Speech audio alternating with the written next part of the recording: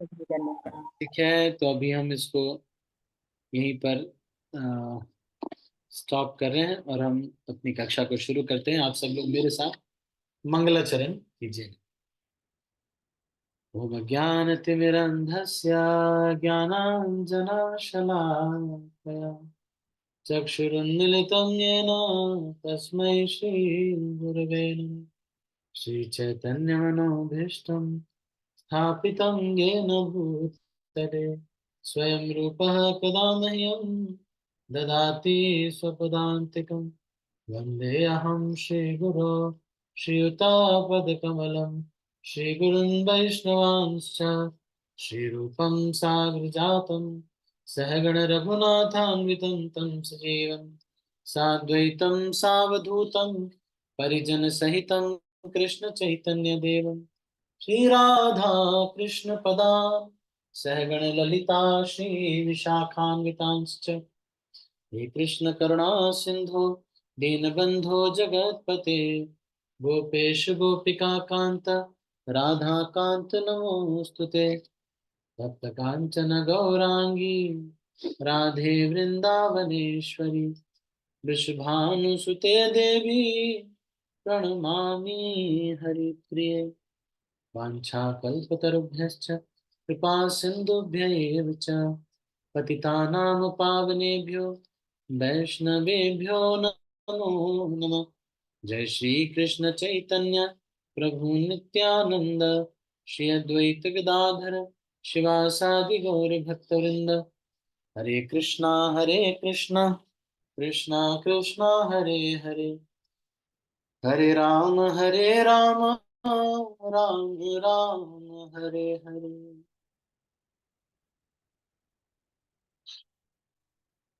सभी भक्तों का एक बार फिर से स्वागत करते हैं। हम संध्या काल में पढ़ते हुए रामचरितमानस के अरण्य कांड को आज शुरू करने जा रहे हैं।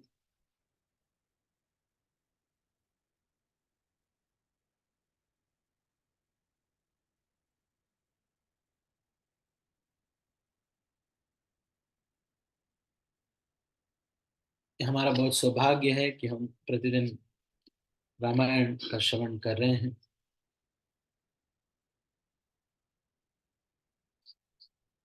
कहानी यहाँ तक पहुंच गई है कि भगवान राम सबको विदा करके भरत किस तरह से रहते हैं इसके बारे में वर्णन आता है। और ये बोला जाता है कि भरत नंदी ग्राम में एक साधु का वेश धारण करके वहां पर रहते हैं और सामान्य जो संत महात्मा हैं उनसे भी कठोर तपस्या करके भरत वहां रह रहे हैं। जमीन के नीचे 6 फुट नीचे गड्ढा खोद करके उसमें वो सोते हैं भगवान राम के आदर के रूप में। सिर्फ जमीन पर, सीधे जमीन पर सोते हैं भरत। अब इसके आगे की चर्चा हम कर रहे हैं। तो अरण्य कांड शुरू करने से पहले श्री राम जी, शिव जी इत्यादि सभी देवी देवताओं को तुलसीदास जी प्रणाम करते हैं और अरण्य कांड शुरू होता है। कहानी सबसे पहले पहुंचती है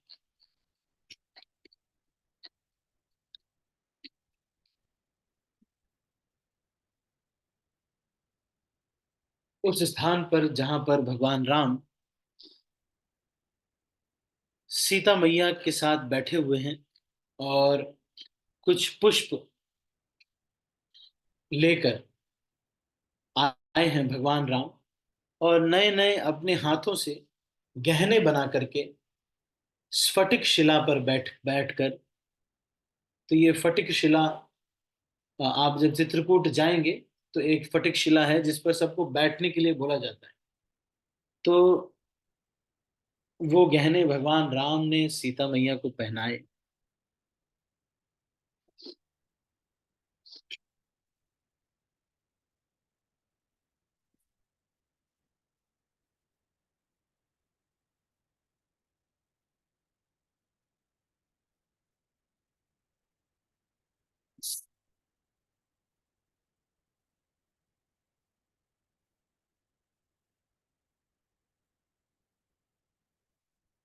अपने हाथ के बनाए हुए पुष्प।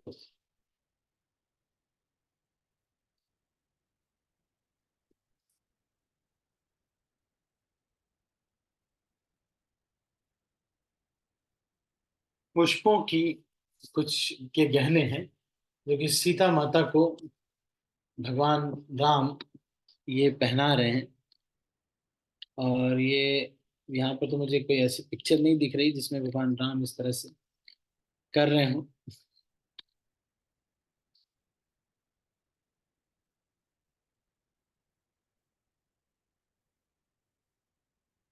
तो फूलों बहुत सारे फूल भगवान चुन चुन करके लेके आए और सीता मैया के लिए गहने बनाए हैं भगवान राम ने, और वो उनको पहना रहे हैं। तो एक हाथ में पहनाया भगवान राम ने, एक दूसरे हाथ में पहनाया, एक गले में पहनाया, बालों में भी जब लगाने लगे तो इसको देख करके देवराज इंद्र का जो पुत्र है जयंत, उसको लगा कि अरे, अपनी पत्नी से इतना आसक्त व्यक्ति ये भगवान थोड़ी होगा। पता नहीं इस होगा, लेकिन इतनी ताकत नहीं होगी इसको, ये ऐसे जो पत्नी से आसक्त है वो क्या। हम्म। तो उसने सोचा लाओ इनको टेस्ट करते हैं, तो कौवे का रूप धारण करके जयंत, इंद्र का जो पुत्र था, वो गया और सीता मैया के चरणों में चोंच मारकर खून बहने लगा और वहां से भागा। राम जी उस समय सीता मैया के साथ खेल रहे थे, फूल माला इत्यादि पहना रहे थे, उन्हें सजा रहे थे, इसलिए तीर धनुष हाथ में नहीं लिया था। पास में ही एक सीख दिखा, उस सीख को ही भगवान राम ने संधान करके उसके पीछे फेंक दिया। जयंत भागता गया, जयंत सब जगह जाता, कोई भी उसको आश्रय नहीं देता। शिव जी के पास गया, ब्रह्मा जी के पास भी गया। अब फिर कौवे का रूप छोड़ करके मनुष्य रूप, जो कि उसका खुद का रूप है, उसको धारण करके अपने पिताजी के पास गया। लेकिन पिताजी ने उसको एंट्री ही नहीं दी अपने घर में, कहा कि जो राम जी का द्रोही है उसको एंट्री नहीं है यहाँ पर। अब वो निराश हो गया, जैसे दुर्वासा मुनि भाग रहे थे वैसे ही वो भाग रहा था। बीच में कहीं पर कोई भी मिलता उसे बैठने के लिए भी नहीं कहता।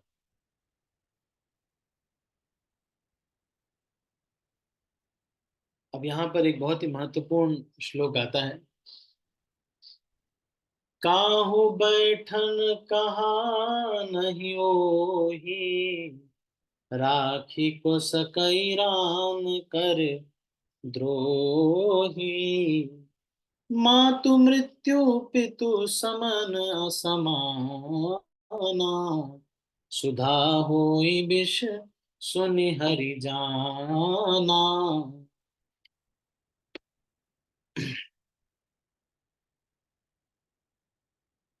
काहू बैठन कहान, ओ कोई बैठने के लिए भी नहीं कर रहा है, कोई हालचाल भी नहीं ले रहा, अरे भाग क्यों रहे हो, ऐसे कोई पूछ भी नहीं रहा। कौन राम के द्रोही को रखेगा। ऐसा व्यक्ति जिसने राम से द्रोह कर लिया है, उसके लिए माता मृत्यु के समान और पिता यमराज के समान है, और अमृत विष के समान हो जाता है। मित्र करई सत रिपु कह करनी, ता कहाँ विबुध नदी बैतरनी। सब जग ताहि अनल हूँ ते ताता, जो रघुबीर विमुख सुन भ्राता। हे भाई सुनो, जो भगवान के विमुख हो जाता है, मित्र करई शतरिपु कह करनी, मित्र भी 100 शत्रुओं के समान व्यवहार करते हैं। उनके लिए गंगा नदी भी वैतरणी या फिर यमपुरी की नदी बन जाती है। जिसमें कफ पीप इत्यादि होता है, उसमें किसी को डाला जाता है। जो रघुनाथ जी के विमुक्त होता है, सारा जगत उसके लिए अग्नि से भी अधिक जलाने वाला हो जाता है। लेकिन बीच में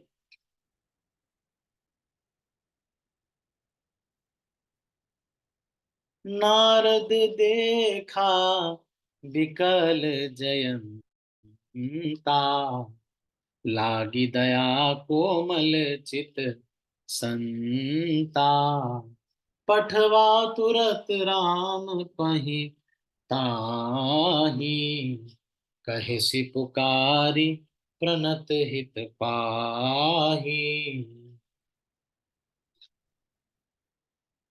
नारद ने देखा जयंत को विकल था, तो बेचारे, तो उसके ऊपर दया आ गई। संत का जो हृदय होता है वो बहुत कोमल होता है।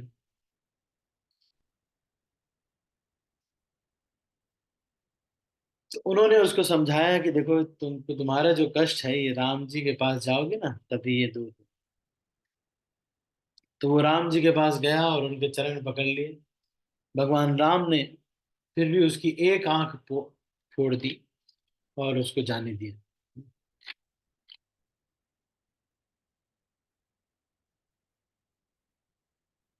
कुछ समय इसी तरह से बीतता गया और जयंत तो वहां से चला गया।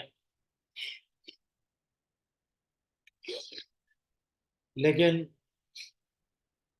चित्रकूट में रह करके भगवान राम को ये लगने लगा कि अब सब लोगों को ये पता चल गया है कि मैं यहीं रहता हूँ, तो जनरल पब्लिक बहुत सारी आने लगी है। इसलिए भगवान राम अत्रि मुनि के पास गए। अत्रि मुनि के पास जब गए तो अत्रि मुनि ने उनको आलिंगन किया और उसके बाद अपने आंसुओं से नहला दिया और उनसे वर मांगा कि हे भगवान, मुझे जन्म जन्म आपके चरणों में रति हो जाए।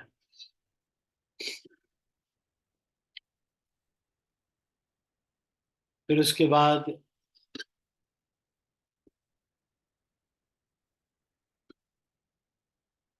सीता जी अनुसुईया जी के चरण पकड़कर उनसे मिली।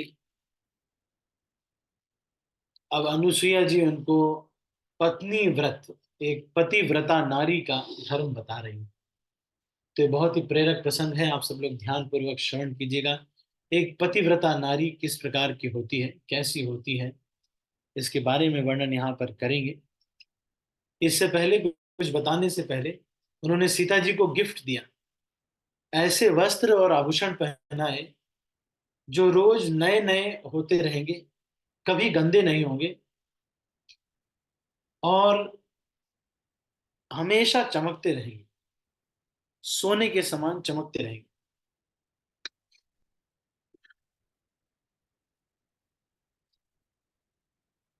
मातु पिता भ्राता हितकारी, मित प्रद सब सुनु सुराज कुमारी।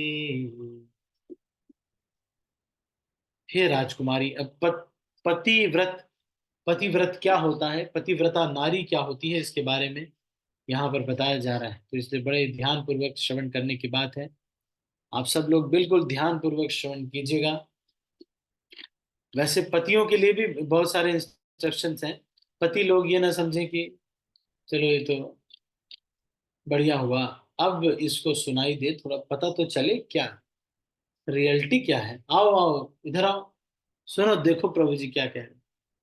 तो ऐसा नहीं है, पतियों के लिए भी आएगा। आप इसी क्लास में रेगुलर अगर आते रहेंगे तो हमारे आचार्य सभी के लिए धर्म बताते हैं। तो पतिव्रत धर्म के बारे में विशेष जानकारी दे रहे हैं। मातु पिता भ्राता हितकारी, मित प्रद सब सुनु राज कुमारी। अमित दानी भरता बै देहि, अधम सोनारी जो सेवन तेहि। हे राजकुमारी सुनो, माता पिता भाई हित करने वाले हैं, आपका हित करने वाले हैं, लेकिन ये सब एक सीमा तक ही हित कर सकते हैं, परंतु हे जानकी, पति तो मोक्ष रूप असीम सुख देने वाला है। वह स्त्री अधम है जो ऐसे पति की सेवा नहीं करती जो भगवान का भक्त है।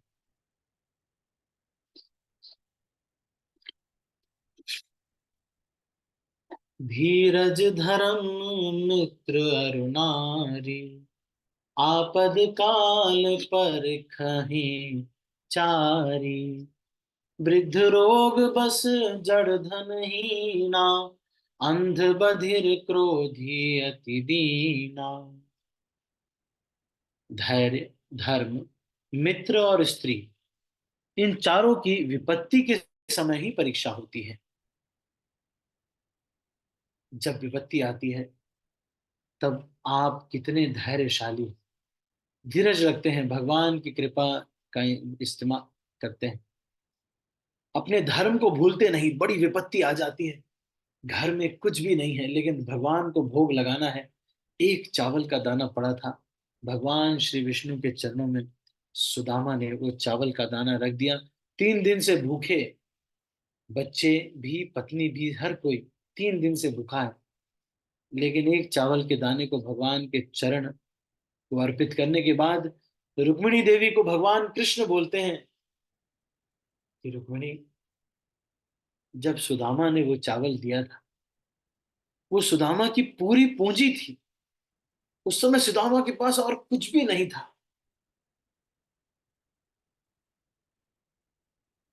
अपना सब कुछ सुदामा ने उस दिन वो एक चावल दे करके अपना सब कुछ दे दिया था। इसलिए मुझे इसको अपना सब कुछ देना पड़ेगा। वो एक चावल उस समय सुदामा की पूरी कुल पूंजी थी। वो एक चावल सुदामा की पूरी पूंजी थी उस दिन। उसके घर में कुछ भी नहीं था, सिर्फ एक चावल का दाना था। धीरज धर्म मित्र अरुणारी, आपद काल परिखी हैं चारी। धीरज, धैर्य, धर्म। धर्म का मतलब कोई व्यक्ति अपनी मर्यादाओं को रख पाता है कि नहीं। जब सारे लोग, आपके अपने पिताजी, आपके अपने माता, आपके अपने लोग आपका अपमान करते हैं, सबके सामने कुछ बोलते हैं, क्या उस समय, या फिर आपका अपना भाई, या फिर आपकी अपनी पत्नी, अपना पति कुछ बोलता है या कुछ ऐसा कर देता है जो कि उसको नहीं करना चाहिए था, तो क्या आप धैर्य रख पाते हो? क्या आप अपनी मर्यादाओं को समझ पाते हो उस समय? हम्म, यही तो, अपने धर्म को याद रखें। धीरज धर्म मित्र अरुणा। मित्र भी इसी तरह से, जब बहुत क्रिटिकल सिचुएशन आ जाती है तो शिल प्रभुपाद इसको बोलते हैं, the character of a person is tested, the greatness of a person is has to be estimated by how he reacts to the provoking situation. शिल प्रभुपाद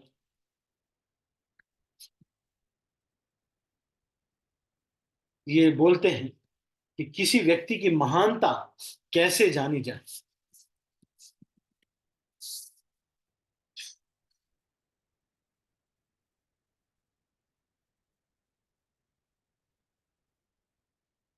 किसी व्यक्ति की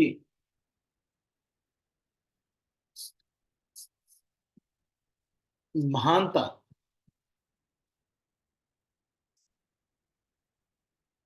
कैसे पता लगाई जाए, जब प्रोवोकिंग सिचुएशन आती है। सब लोग, कोई इधर से कुछ कह रहा है, कोई उधर से कुछ कह रहा है। श्रील प्रभुपाद कृष्णा बुक में इसको लिखते हैं। श्रील प्रभुपाद कृष्णा बुक में इसको लिख रहे हैं, one's greatness has to be estimated by one's ability to tolerate provoking situations. Srila Prabhupada इसको कृष्णा बुक में 89 चैप्टर में लिख रहे हैं। भृगु मुनि वाले प्रसंग में ये स्टेटमेंट श्रील प्रभुपाद कहते हैं। और तुलसीदास जी ये कह रहे हैं, धीरज धर्म मित्र अरुणारी। आपके धैर्य की परीक्षा, आपके धर्म की, धर्म बहुत अच्छा लगता है आपको, धर्म बहुत अच्छा लगता है जब आपके पास अवसर आएगा कि पैसे बहुत सारे हैं, चुरा लो इस पैसे को, तुम अमीर हो जाओगे। देखो, बहुत अमीर हो जाओगे, तुम्हारे घर पे ये सामान खरीदा जाएगा, वो सामान खरीदा जाएगा। देखो, तुम्हारे सारे अधिकारी लोग घूस लेते हैं, तुम ही केवल घूस नहीं लेते हो, तुम भी रिश्वत ले लो। तभी तो इसकी परीक्षा होगी, धर्म की परीक्षा होगी। ऐसे धर्म की परीक्षा नहीं होती। इसीलिए जो भी इस तरह से हम श्रवण करते हैं जूम पे इत्यादि, जब आप सेवा मिलती है, एक भक्त आपको कहते हैं, अच्छा बहुत अच्छा से, मेरे से अच्छा तुम माला बनाओगे ना, मैं शेयर नहीं कर सकता। मैं तो मैं ही रहूंगा, एक ही व्यक्ति रहेगा, दो लोग अच्छी माला नहीं बनाना, मैं नहीं, हेल्प नहीं कर सकता मैं। तो चुपके से जा करके जो अच्छे अच्छे फूल हैं उसको चोरी कर लेंगे, या फिर जो फूल लाने वाला है उसको जाके थोड़ा 100 रुपए देंगे, बोलेंगे भाई देखो, अच्छे फूल मेरे साइड देना, बुरे फूल उनके साइड। तभी तो धर्म की आपकी परीक्षा होगी। घर में बहुत गरीबी आ गई, पैसे की बड़ी आवश्यकता है, या फिर सिस्टर का डिवोर्स हो गया, 3 सिस्टर्स थी, तीनों का डिवोर्स हो गया, मम्मी की तबीयत बहुत खराब है, पिताजी की डेथ हो गई। थोड़े दिन बाद टाटा मोटर्स में एज ए एम्प्लॉय जॉब कर रहे थे, वो नौकरी भी छू कंपनी वालों ने निकाल दिया। अब बड़ी समस्या है कि कैसे चलेगा सब कुछ। यही तो वो अवसर है, अब धर्म की परीक्षा होगी। जोड़ो निया दाड़ा, जोड़ो निया दाड़ा, उत्तम व्यवहारे उदास विचारे, जोड़ो निया दल, जोड़ो निया दल, जोड़ो निया दल।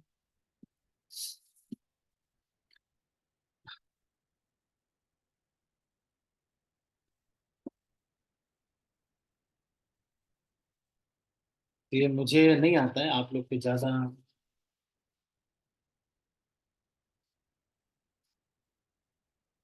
हाँ, मुझे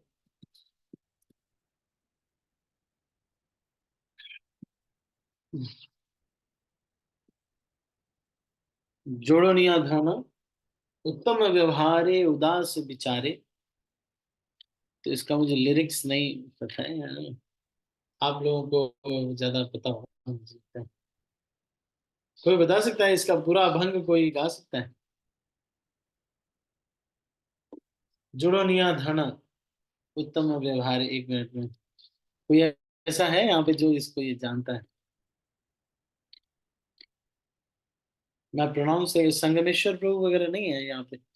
संगमेश्वर प्रभु, गंभीरावासी प्रभु, और ये मराठी लोग डिवोटीज जानते हैं। चारों गोपी माता जी आपको समझ में आता है ये? चारों गोपी माता जी, या कोई कोई जो हो, कोई बता सकता है? अनम्यूट कर, मैं अनम्यूट कर दूं मैं, 1 मिनट। हाँ, अब बता सकते हैं आप, बताइए। कोई ऐसा है जिसको मराठी आती है, जोड़ो निया धना का मतलब बता सकते हैं? महाराष्ट्र के डिवोटीज।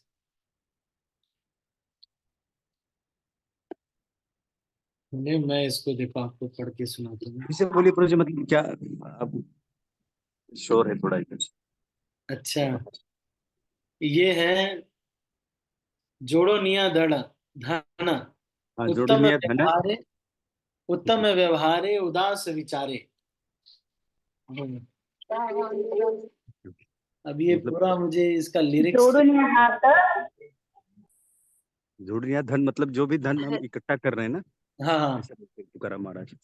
जोड़निया धन, जोड़िया मतलब जहां से भी कहीं से इकट्ठा करें, मतलब हाँ। वो ईमानदारी से करो, ऐसे बोलते हैं।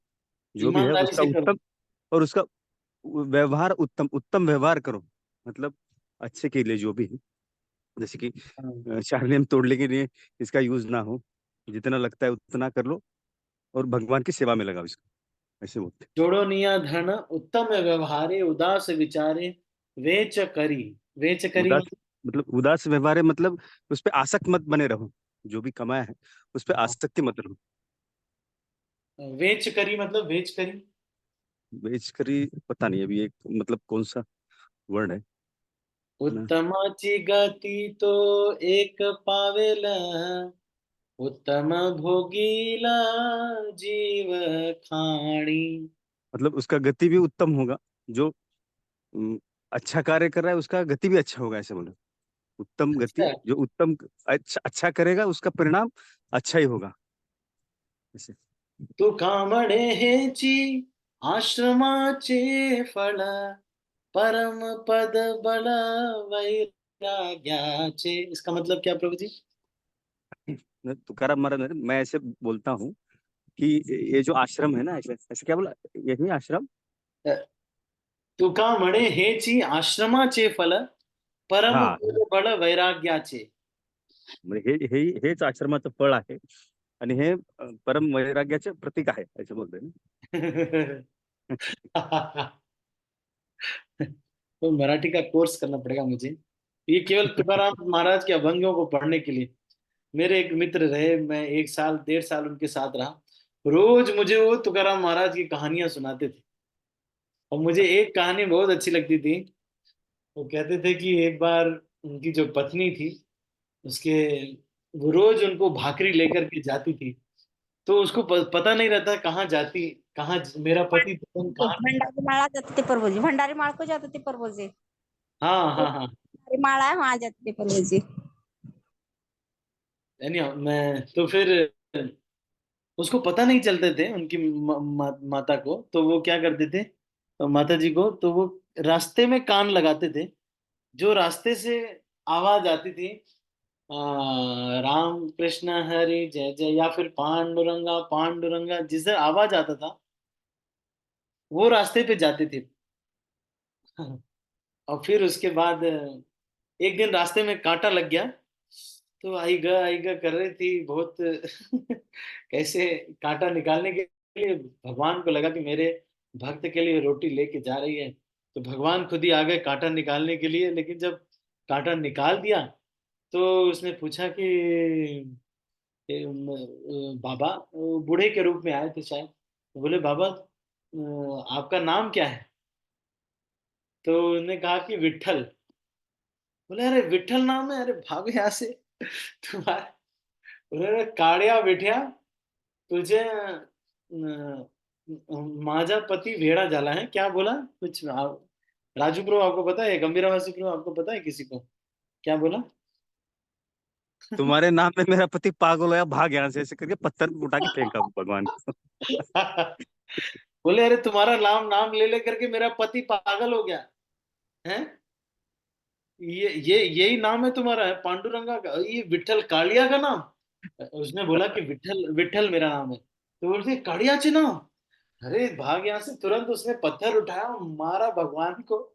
बोला कि अरे उसका नाम मत लेना, उसका तो उसकी वजह से मेरा पति पागल हो गया है, हमेशा पांडुरंगा पांडुरंगा करता रहता है, कोई काम नहीं करता है। ये मैंने कम से कम नहीं तो 150-200 बार ये कहानी सुनी होगी उनसे। 150-200 बार सुनी होगी, मैं सच बता रहा हूँ। एक ये, और एक भीष्म स्तुति, जो कि तो, इति मति कल्पिता वितृष्णा, ये मैंने बहुत बार सुना, मतलब डेली मैं सुनता था, इतना मुझे अच्छा लगता था उनके मुख से। वो अभी भी है, इंद्रदुम्न महाराज के शिष्य हैं। अविनाश नाम, अभी तो मुझे पता नहीं, ज्यादा टच में नहीं है, पर गृहस्थ आश्रम में है। उस समय मेरे साथ रूम पार्टनर थे, मैं जब इन्फोसिस में जॉब करता था। यानी हम लेकिन ये बता रहे हैं कि बड़ी ईमानदारी से इसको करना चाहिए। तो यहाँ पर इसी चीज को कह रहे हैं, धीरज धर्म मित्र अरु नारी। लोग बोलेंगे, अरे नियम तोड़ दो, क्या कह रहे हो, कोई तो नहीं देख रहा है, अरे चुपके से कर लो, किसने देखा है, किसी को पता नहीं चलेगा, हिडन तरीके से तुम कर लो।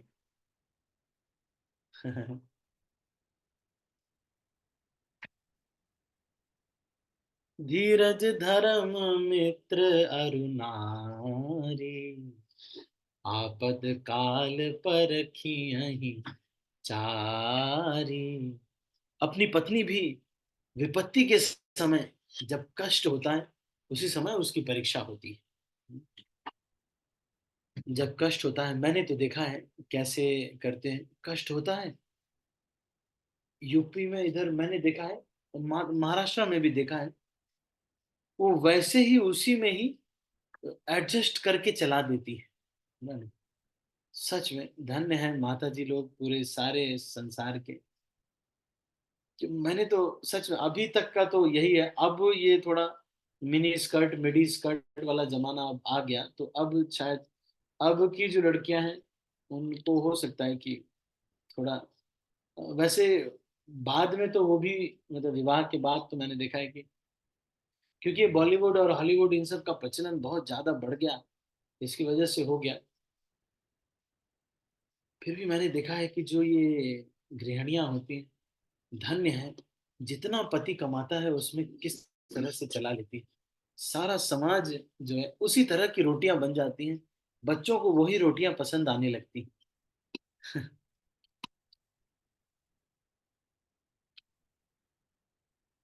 धन्य है सारी माताएं जो कि इस तरह से जीवन जी लेती है। आप सब लोग को ये अनुभव होगा, हम तो अपने घरों में देखते हैं सबसे लास्ट में मम्मी खाना खाती हैं, सबको गरम गरम रोटियां दे देती हैं, और बाद में जो ठंडी रोटी होती है वो रोटी खुद खाती है। और चावल भी अगर बच गया है तो वो चावल वो ले लेती हैं, तो दो रोटी और चावल खा लेते हैं। कभी कभी तो लगाते ही नहीं कि मुझे जरूरत नहीं है। धीरज धर्म मित्र अरु नारी, आपत काल परखिए चारी। आपके मित्र कौन है, वो आपदा में के समय पे पता चलेगा, वो कितना समय दे रहा है, कितना वो सेक्रीफाइस कर रहा है, ये आपकी मित्रता की परीक्षा होगी उस समय। वृद्ध रोग बस जड़दन हीना, अंध बधिर क्रोधी अति दीना। ऐसे हूँ पति कर किए अपमाना, नारी पाव जमपुर दुख नाना।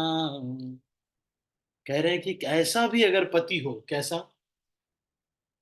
वृद्ध रोग बस जड़ धन हीना।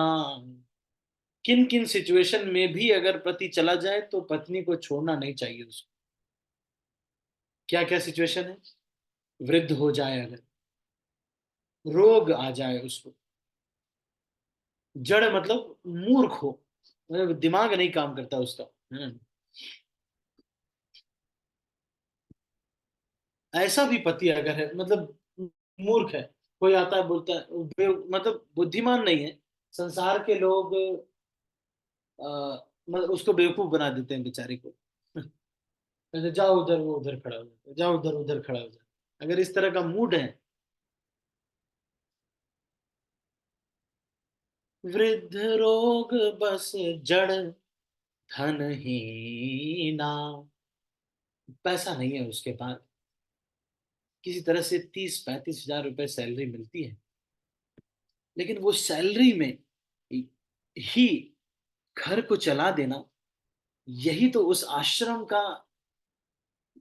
आश्रम और अपने सारे कर्तव्यों को उन्हीं, नहीं तो फिर चोरी करके फिर क्या ही फायदा। मेरे पिताजी मुझे कहा करते थे जब मैंने कहा कि मेरे मैथ्स में 100 में 100 नंबर आते थे, बहुत पहले से ही आते थे। मैंने मैथ्स ओलंपियाड भी क्वालिफाई किया एक बार, और मेरी सेकंड रैंक आई। तो मेरे पिताजी मुझे कहते थे कि तुम जो है, मेरे दादाजी चाहते थे कि मैं आईएएस बनूं, नीली बत्ती की गाड़ी लेकर के। लेकिन मेरे पिताजी ये कहते थे मुझे कि फिर तुमको थोड़े से पैसे के लिए, सैलरी तो 1 लाख रुपए से ज़्यादा नहीं होती, या ऐसी उस समय ज़्यादा सैलरी नहीं होती थी, 50-60 हज़ार रुपये होती थी सैलरी आईएएस की। और चोरी बहुत करनी पड़ती थी। सैलरी 60 हज़ार, इनकम लगभग 1 करोड़। हर एक विभाग, आबकारी विभाग, शिक्षा विभाग, सारे लोग आकर के महीने के शुरू में ही 1-1 लाख रुपए पकड़ा जाते थे, केवल इसलिए कि हमारे डिपार्टमेंट पर नजर मत डालिएगा, बस इसके लिए। क्योंकि धांधली तो हो ही रही है, केवल आप नजर न डालें। हमारे एक आईएएस प्रभु जी थे, वो हमें बता रहे थे, तो हम मुझसे पूछते, प्रभु जी मैं क्या करूं, बहुत पैसे आते हैं। अब आबकारी विभाग पे अगर मैं चेकिंग करने बैठूंगा, तो ये तो पूरा का पूरा फ्रॉड ही है इसमें तो। क्योंकि गोरख धंधा तो इसमें होता ही है। कम से कई कई बार तो 80-80% गोरख धंधा हो रहा है। तो मैंने, अब सॉल्यूशन ही नहीं समझ में आ रहा था, सब भक्तों से पूछ करके किस तरह करके बहुत सॉल्यूशन बोले। प्रभु मैंने बोला देखिए, जो तो आप अवॉइड कर सकते हैं वो तो अवॉइड कीजिए, नहीं खुद से तो मत कुछ करिए। अगर ऐसा प्रेशर है कि नौकरी चली जाएगी या ट्रांसफर कर दिया जाएगा, मतलब बहुत सिचुएशन खराब है, तब फिर आप ये कर सकते हैं कि मंदिर में रसीद कटवा करके, जो रसीद दे उसी का काम कीजिए। तो रसीद, जो मंदिर में डायरेक्ट पूरा पैसा जब मंदिर में चला जाता है, फिर भी मैं आपको बताऊं, इस तरह का पैसा नहीं लेना चाहिए। क्योंकि हमारे गुरु महाराज ने एक बार राधेश्याम प्रभु को समझाया था, Radheshyam, if you take money from such people, you will have to take the karma, I will not take it. क्योंकि मंदिर, पुनः मंदिर तो गोपाल कृष्ण महाराज, गुरु महाराज के ही सारा कर्म फल तो उन्हीं को जाता। क्योंकि जो भी इधर उधर से दान आ रहा है, जो भी आ रहा है, उनके बिहाफ पे राधेश्याम प्रभु के बिहाफ पे जो भी फंड कलेक्टर्स हैं वो लोग कर रहे हैं। तो सारा कर्म महाराज को जाता है, महाराज से प्रभुपाद को इत्यादि कृष्ण को। तो एक दिन वेंकीज वालों ने लगभग 4 करोड़ रुपए दिए। महाराज ने कहा कि we should not take that donation, if you want to take, then you will have to take the karma, आपको उस कर्मा को लेना पड़ेगा। राधे श्याम ने कहा, no no Maharaj, okay Maharaj, we will not take. हमको नहीं चाहिए भैया, ऐसा कर्म नहीं चाहिए। नारी के कर्तव्य के बारे में मैं अगले 10 मिनट और बता रहा हूँ, ध्यान से सुनिएगा। चाहे वो अंधा हो जाए, बहरा हो जाए, बहुत क्रोधी हो, या फिर अत्यंत ही दीनहीन हो जाए, फिर भी उसको छोड़ना नहीं चाहिए। किस किस सिचुएशन में? वृद्ध हो जाए पति, रोग हो जाए उसको, मूर्ख हो, पैसे कम हो, अंधा हो जाए, बहरा हो जाए, क्रोधी हो, या फिर अत्यंत ही दयनीय स्थिति आ जाए, इन 8 चीजों में भी उसको छोड़ना नहीं चाहिए। ऐसे हो पति कर किए अपमाना, नारी पाए जमपुर दुख नाना। ऐसे पति का अपमान करने पर ऐसी पत्नी को बिना फालतू के भी नरक लेके जाया जाता है। एक ही धर्म एक व्रत नेमा, काय वचन मन पति पद प्रेमा। तो आप कहेंगे कि प्रभु जी, पत्नी लोगों के लिए इतना कठिन है, ऐसा क्यों है? ऐसा इसलिए है क्योंकि एक समाज का एक बहुत बड़ा दायित्व उस पत्नी के पतिव्रत पर निर्भर करता है, उसके आचरण की शुद्धता पर निर्भर करता है। वो है संतति करना, संतान उत्पन्न करना। स्त्रीसु दुष्टाशु वार्ष्णेय जायते वर्ण संकर। अर्जुन दूसरे अध्याय में कह रहे हैं, जगपति व्रता चारि विधि अहई, वेद पुराण संत सब कहई, उत्तम के यस बस मन माही, सपने हुआन पुरुष जगना। अब ये जो जो भी ये हम ज्ञान ले रहे हैं, अगर ये चीज आप गुरु और शिष्य पर भी लगा सकते। यदि गुरु वृद्ध हो जाए, कोई रोग हो जाए, जड़ हो जाए, उस धनहीन हो जाए, अंधा बहरा क्रोधी हो, जो भी हो, पर गुरु को नहीं त्यागना चाहिए। अब ये अत्रि मुनि की पत्नी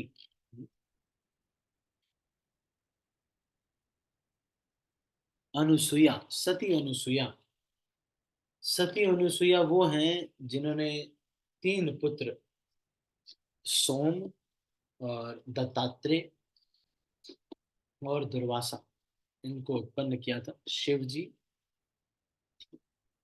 ब्रह्मा जी और विष्णु जी से। जब वो इनकी सतीत्व की परीक्षा लेने के लिए आए और ऋषि के रूप में उन्होंने कहा कि मुझे हमें आप नग्न होकर स्तनपान कराइए, तो उन्होंने अपने सतीत्व के माध्यम से उनको छोटे बच्चे के रूप में बना दिया और बच्चे के रूप में बनाकर उनको स्तनपान करा दिया। और उसके बाद उनको बच्चे से बड़ा नहीं किया। बाद में त्रिदेवियां आई, त्रिदेवियों ने आग्रह किया, तब उनको फिर से वो सती, उन्होंने अनुसुईया ने त्रिदेव के रूप में परिणत किया। फिर कह रहे हैं, जगत में 4 प्रकार की पतिव्रता नारियां होती हैं। उत्तम श्रेणी की पतिव्रता के मन में ऐसा भाव बसा रहता है कि जगत में दूसरा पुरुष स्वप्न में भी नहीं है। स्वप्न में भी कोई दूसरे पुरुष का चिंतन भी नहीं आता है। मध्यम श्रेणी की पतिव्रता पराये पति को कैसे देखती है, जैसे वह अपना सगा भाई, पिता या पुत्र हो। मतलब जो समान अवस्था वाला है उसको भाई के रूप में, जो बड़ा है उसको पिता के रूप में, जो छोटा है उसको पुत्र के रूप में देखती है। ये सेकंड कैटेगरी की पतिव्रता नारी है।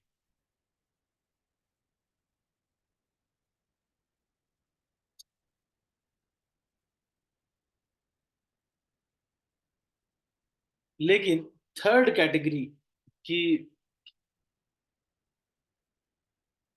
अच्छा, ये एक 4 प्रकार की, जगत में 4 प्रकार की पतिव्रताएं हैं। मध्यम श्रेणी की पतिव्रता पराये पति को ऐसे देखती है जैसे वो सगा भाई, पिता या पुत्र हो। जो धर्म का विचार करके और अपने कुल की मर्यादा समझकर अपने को बचा के किसी तरह रख पा रही है, वो निकृष्ट, निम्न श्रेणी की स्त्री है, ऐसा वेद कहते हैं। मतलब जो स्त्री ये सोचती है कि ऐसे अच्छा तो बहुत लग रहा है इनके साथ, मुझे थोड़ा बात बात कर लेते तो अच्छा ही रहता, लेकिन वो सोचती है कि चलो अब क्या करें, अपनी मर्यादा है थोड़ी सी, धर्म भी बहुत है, अ, क्या करें, इसलिए वो चलो इतना इनिशिएटिव नहीं लेती। तो वो निकृष्ट प्रकार की स्त्री है, ऐसा वेद कहते हैं। और जो बिनु अवसर भय ते रह जोई, जाने हो अधम नारी जग सोई, पति वंचक पर पति रति करई, रौरव नरक कल्प सत परई। तो जो थर्ड कैटेगरी की स्त्री है वो तो ये सोचती है कि क्या करें, मर्यादा है ना, मेरे भी बच्चे बच्चे हो गए हैं, अच्छा नहीं लगता, ये सब सोच करके वो थोड़ा मर्यादा सोच करके वो अपने को बचा के रखती है।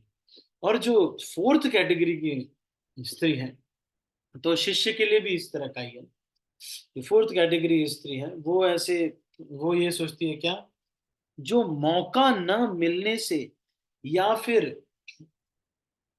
भयवश पतिव्रत बन, मतलब सबके सामने बस वो पतिव्रत बनी हुई है और मौका नहीं मिल रहा है क्योंकि बहुत सारे लोग, अब क्या करें, बुर्का लगा करके घूमना, घुमाओ इसको। भाई जब इतना ढक दिए तो भाई अब इतना प्रेशर डाल दिया, वो पतिव्रता उसको बनना ही पड़ेगा। तो ये जैसे इस्लाम धर्म में इस तरह से किया जाता है, जब सबसे, मतलब उसको अवसर ही मत दो। तो मौका न मिलने से भयवश वो पतिव्रता बनी रहती है। लेकिन आप देखेंगे कि इस्लाम धर्म में, मैंने एक मुसलमान हमारे बहुत पहले हमारे एक स्टूडेंट थे, तो उनकी फ्रेंड थी, तो वो बता रहे थे कि वो उनमें क्या होता है, जो घर के जो बाकी मेंबर्स रहते हैं वो सभी उनसे संतान उत्पन्न उत्पन्न करते रहते हैं। पता क्लियर नहीं रहता है कि ये एक ही व्यक्ति है कि नहीं, ये मतलब सब उसके उससे संतान उत्पन्न करते हैं, तभी इतने सारे जो है बच्चे पैदा होते हैं। तो यहाँ पर ये कह रहे हैं कि जो स्त्री मौका न मिलने से या भयवश पतिव्रत बनी रहती है, जगत में उससे अधम स्त्री, उसे अधम स्त्री जाना जाता है। पति को धोखा देने वाली जो स्त्री पराये पति से रति करती है, मतलब वो जब देख लेती है कि अब इनका चीजें क्लोज होने वाली है, तो वो अपना दूसरा चेंज कर लेती है, वह तो 100 कल्प तक रौरव नरक में ही पड़ती है। क्षण सुख लागी जन्म सत कोटि, दुख न समझते ही सम को कोटि। क्षण भर के सुख के लिए 100 कल्प तक नरक में जाना पड़ जाता है। क्षण भर के सुख के लिए, क्षण भर के सुख के लिए कई जन्मों तक दुख को नहीं समझ पाती, उसके समान दुष्टा कौन हो। जो स्त्री छल छोड़कर पतिव्रत धर्म को ग्रहण करती है, वह बिना ही परिश्रम परम गति को प्राप्त करती है, किंतु जो पति के प्रतिकूल चलती है, वह जहां भी जाकर जन्म लेती है, वह भरी जवानी में ही विधवा हो जाती है।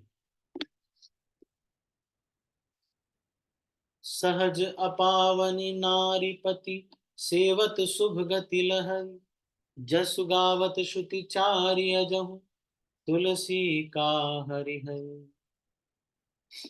स्त्री जन्म से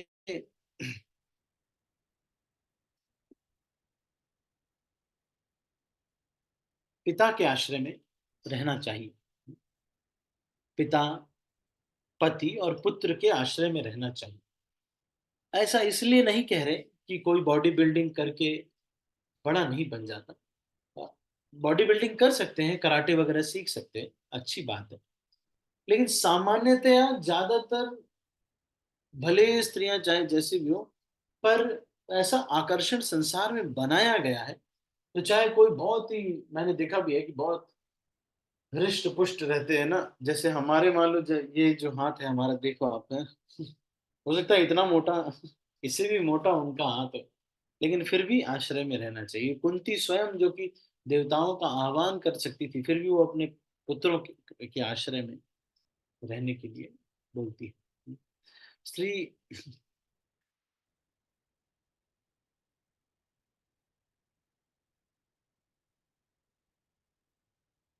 तुलसी जी जो हैं, तुलसी देवी, पतिव्रत की वजह से ही सारे लोग उनका यश गाते हैं। तो फिर इस तरह से क्लास वगैरह कंप्लीट होती है, सीता मैया उनको चरण नवाते हैं, फिर वहां से अत्रि मुनि से वो विदा लेकर के जाते हैं।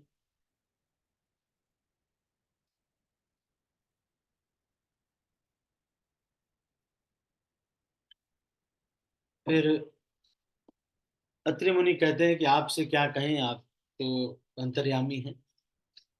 और राम जी प्रसन्न होकर वहां से चलते हैं। रास्ते में विराध नाम का एक राक्षस मिला। जैसे ही सामने वो खड़ा हुआ, भगवान राम ने उसे मार दिया।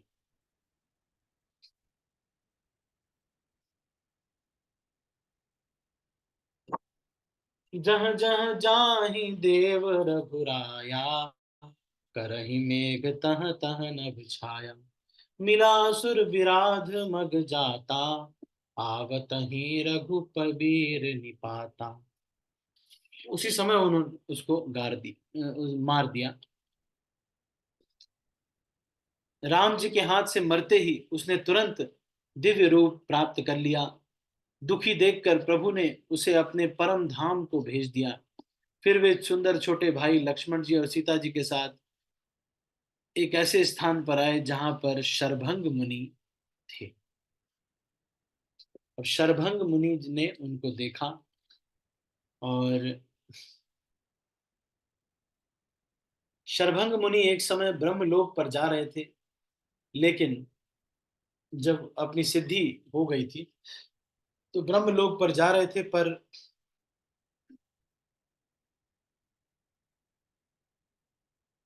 ब्रह्मा जी ने उन्हें बताया कि राम जी कुछ दिन बाद आपके वन में ही आने वाले हैं। तो उन्होंने कहा ठीक है, फिर मैं रुक जाता हूँ। तो इसलिए शरभंग जी रुके हुए थे। फिर उन्होंने बताया कि हे स्वामी, सारे मुनियों ने उनको आग्रह भी किया। राग राम जी जब आने लगे तो बहुत सारे मुनि लोग उनके साथ ही चले गए।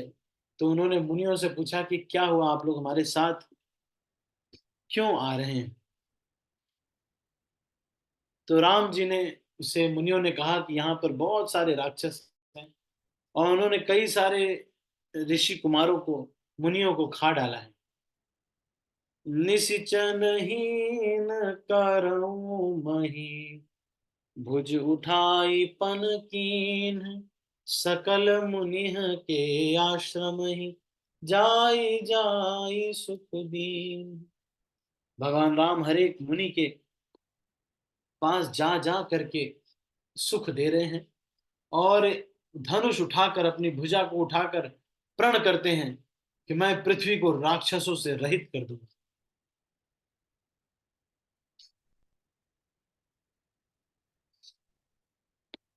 अगस्त मुनि के एक शिष्य थे, सुतीक्ष नाम था उनका। वो बहुत ही, भगवान में बहुत प्रीति थी उनकी। तो फिर उन्होंने, उनको जब पता चला कि भगवान राम आ रहे हैं, तो वो दौड़ करके आने लगे और वो कहने लगे कि मैं तो इसीलिए सब कुछ कर रहा हूं कि आपके मुझे दर्शन होंगे। भाग करके सीधा भगवान राम जी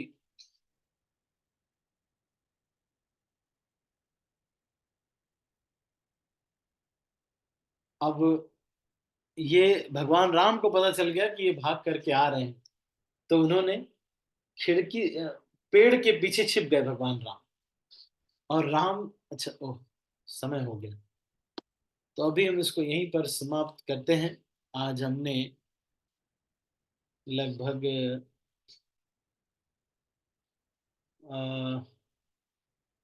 20 पेज नहीं, 25 पेज हमने आज पढ़े। तो इसके आगे की चर्चा हम 25 पेज से ज्यादा, इससे आगे अगस्त मुनि से किस प्रकार भगवान राम मिले, इसके आगे की चर्चा हम करेंगे अगले प्रवचन में। ठीक है, तो अभी हम इसको यहीं पर समाप्त करते हैं। आप सभी भक्तों का बहुत बहुत धन्यवाद।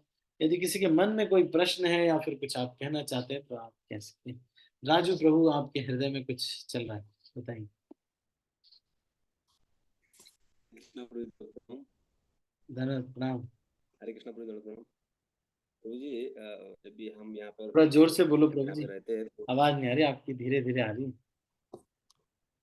प्रभु जी, जैसे हम यहाँ पे रहते हैं तो प्रभु जी, बाजू में जैसे हमारे आजू पड़ोस अड़ोस पड़ोस भी जैसे गायों को कत्ल खाने भेज दिया जाता है या फिर कुछ ऐसे हम देखते हैं तो भी हम सहन करते रहते हैं। प्रभु जी, क्या है हमारा ठीक है, उचित है हम ऐसे इस तरह रहे?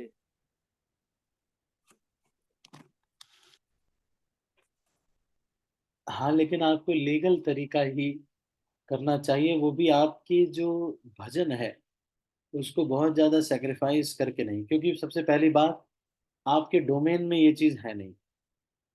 आप समाज के एक व्यक्ति हो, पुलिस का ये काम है। लेकिन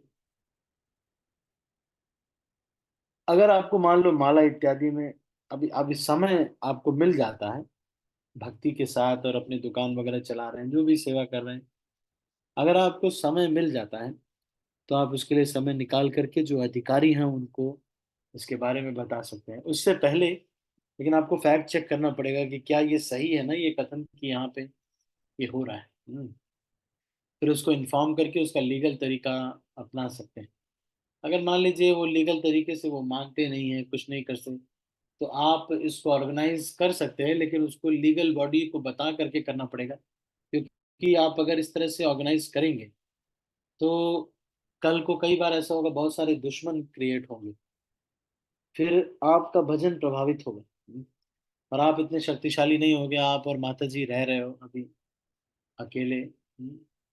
आप इतने शक्तिशाली नहीं रह पाओगे, आप समझ रहे हैं ना।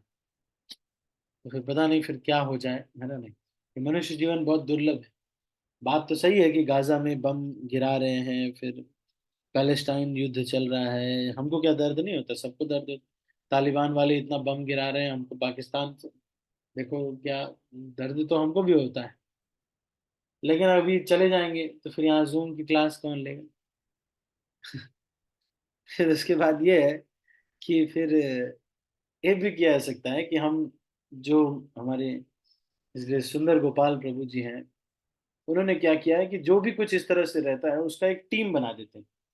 जैसे 10 एक ब्रह्मचारियों को बनाएंगे, उसके बाद उनको ये सेवा दे देंगे। जैसे इंटरनेट पे बहुत सारा चल रहा था, ब्लास्फेमी बहुत सारी चलती थी और कोई उत्तर देने वाला था नहीं, और उसको अच्छे से वो बताता नहीं था। तो इन लोगों ने एक स्टार्ट किया शिक्षार्थकम करके एक चैनल, जिसमें वो मेजर इश्यूज को वो उठा करके उसको उजागर करते थे। इस तरह से हम भी इस तरह से कंट्रीब्यूट कर सकते हैं। Some of these things are not मतलब do not require an individual response, because individual response is not so powerful. अब वो मूवीज में जैसे होता है, एक सनी देओल जाते हैं और पूरा का पूरा पूरे के पूरे 3 4 देश से लड़के आ जाते हैं। ऐसे नॉर्मल जनता में नहीं होता। मैंने लड़ाइयाँ की हैं, आप लोग तो अच्छे बच्चे हैं, मैंने बहुत लड़ाइयाँ की हैं। मुझे मालूम है, यहाँ यूपी में लड़के यही करते हैं। आप देखोगे कि यहाँ लड़ाई झगड़ा मारपीट यही काम है। यंग एज तो उनका इसी में चैन और हॉकी और इसी से ही सुशोभित होता है। तो यही किया है हमने। 2 लोग आराम से एक आदमी को मारते हैं, आराम से। एक आदमी से आप लड़ सकते हो, 2 3 वो जो फैट वैट मारते हैं सन रजनीकांत वाला, वो सब ज्यादा हो नहीं पाता। तो सबसे पहला प्रायोरिटी आपका आध्यात्मिक जीवन है। सेकंड थिंग, आप लीगल तरीका इस्तेमाल कीजिए। लीगल तरीका भी नहीं हो पा रहा है, तब आप एक ऑर्गेनाइजेशन सेटअप किया under the guidance of the legal body. अगर फिर भी अगर ये भी नहीं होता है तो एक अपना सिस्टम, प्रॉपर सिस्टम खड़ा करिए। जैसे कि योगी आदित्यनाथ जी ने देखा कि जितने अच्छा जितने भी व्यापारी संगठन है गोरखपुर में, सबसे हफ्ता वसूली किया जाता है, पर उनको उतनी सुरक्षा नहीं दी जाती। वो हफ्ता वसूली कौन कर रहा है? मुख्तार अंसारी और आपके जितने भी वहाँ के जो मुसलमान थे वो लोग करते थे। तो उन्होंने एक संगठन हिंदू वाहिनी करके इस तरह से कुछ इन्होंने बनाया।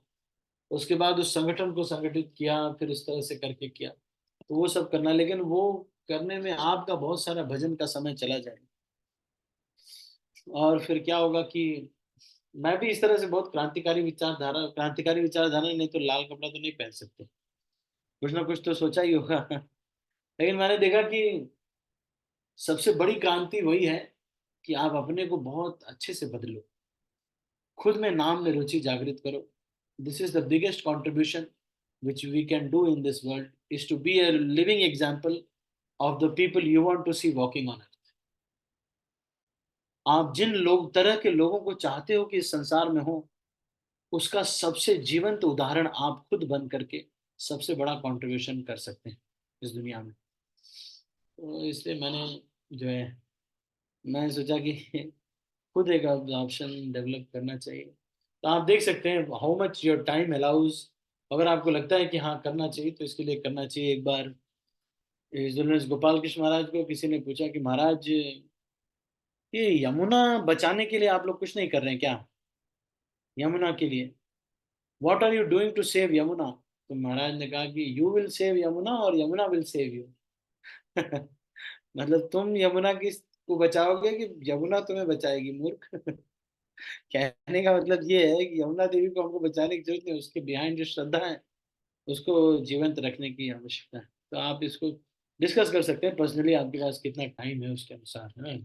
समाज में बहुत सारे लोगों के पास कंबल नहीं है, जमीन नहीं है, बहुत सारे अच्छे काम है जो कि करने हैं, लेकिन शिल प्रभुपाद ने इसलिए इसको नहीं किया।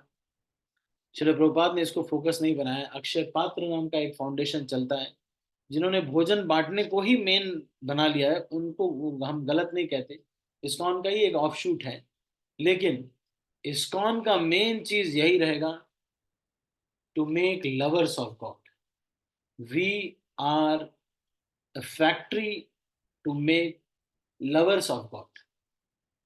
भगवान से प्रेमी लोगों को बनाने के लिए ये फैक्ट्री है इस्कॉन।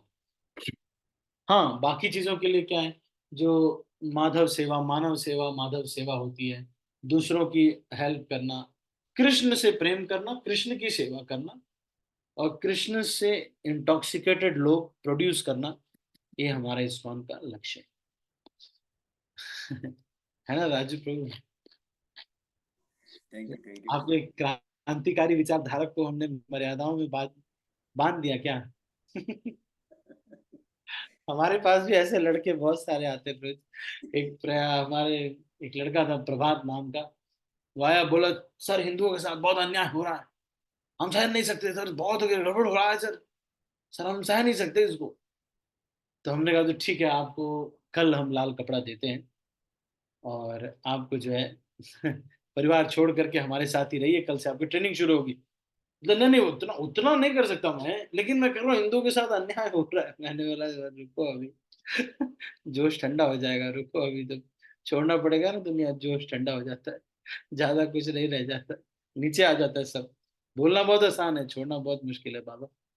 बोलना बहुत आसान, बोलना बहुत आसान है। इसलिए गाइडेंस में करना चाहिए। शुरू में भक्ति के 15-20 साल हमको किसी व्यक्ति के डांट सुनते हुए जीवन जीना चाहिए। प्रेमा माता जी, आप कुछ कह रहे हरे कृष्णा प्रभु जी, दंडवत प्रणाम। हैं? प्रभु जी नेटवर्क कारण थोड़ा ये नहीं सुन पाए थे। राम जी अत्रि मुनि के पास गए, फिर अनुसुईया ने सीता मैया को, ये पता नहीं आगे नहीं सुन पाए प्रभु जी।